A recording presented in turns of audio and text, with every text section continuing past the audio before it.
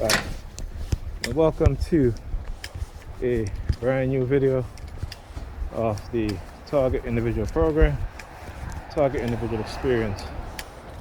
So again, in the house, they're using remote no monitoring for remote viewing. So when I look at certain things in the house, they're using the police sirens. Usually has to do with colors, right? So the color green, the color brown, lighter brown, purple, yellow, red.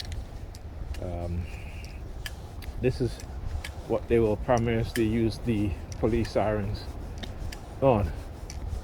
Yeah, buddy, you can look at the license plate all you want. So what he does, he's looking at the license plate of the car. He's looking over at the windows in the house, and of course, see the same car, with the Grenada flag, and then he looks down at the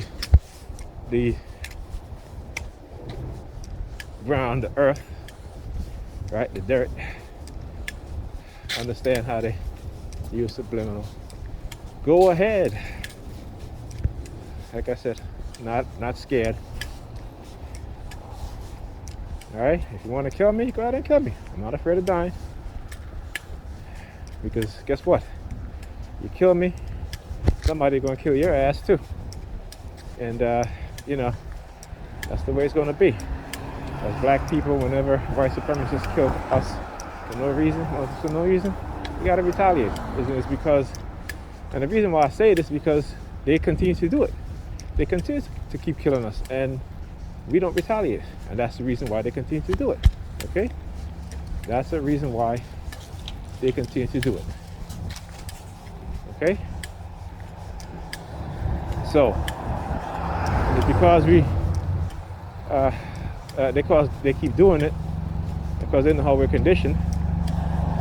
That's why they keep doing it. Because they wouldn't tolerate that shit. You know what I'm saying? I mean, crimes happen. They are intra-ethnic killings. That it happens. But that's not the vast majority of crimes being committed. All right, more white people kill more black people than black people kill white people. Simple as that. All right, that's the simple truth. Okay, and at times when white people kill black people, is because of stupid reasons, and because they think that they can. Right? So if black people kill a white person, it's like they're robbing that person, something happens or have you. It's always like a crime of, I should say, I wouldn't even say necessity. But most times it's like robbery, stuff like that. White people kill black people is because they can. See the black people running away, black people with their hands up, black people playing music too loud for them, black people confronting them on their racist BS, and then they'll shoot and kill black people. Most times the people who they're killing, okay, is young black men. Okay, so understand that. So you want to kill me? Go ahead. Maybe you killing me will be the spark in black people's mind to start retaliating. Right? And I bet you then is when you're going to see the killing of unarmed black people, particularly young black men, will stop by white supremacists. Okay? So there you go. Not afraid to die. All right. So that's fear you've conditioned me to not so much. I shouldn't say not afraid of dying, but do you fear death? Everybody fears death. But if you're gonna do it, you're gonna do it. Just you're not frightening me by threatening me with death. Okay? So there you go. Okay. All right. So also, I went into my jacket pocket and my shades was broken. Okay. And again, so I started looking for other shades that I have. They started using the police sirens. Okay. And I'm gonna tell you guys why they do these things. Okay. When a person has been tortured psychologically, have neurological damage, you have a sensitivity to light. Okay, So for me, even though it's not that bright outside, it's slightly snowing, it's cloudy, I still wear shades, unless I forget and leave my shades in the house. But then I'm squinting because I can barely see, right? And it's not because of my vision, it's just because the light. My eyes have become extremely sensitive to light. And they know this. Like again, they know this, I know this, right? So not only do I study my experience in this programming, but I read about torture and the psychological, neurological effects it has. I should say the neurological damage that it does to the brain and the psychological damage and effect that it does to the mind. So they're very, very, because like I said, they're experts in, they have experts in all fields. I mean, you have to be.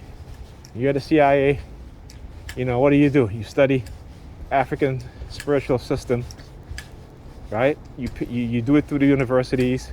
It's all documented, declassified documents that I have. So like I said, I know what I'm talking about, right? So this is how you're able to manipulate people. This is how you're able to falsify African consciousness, right?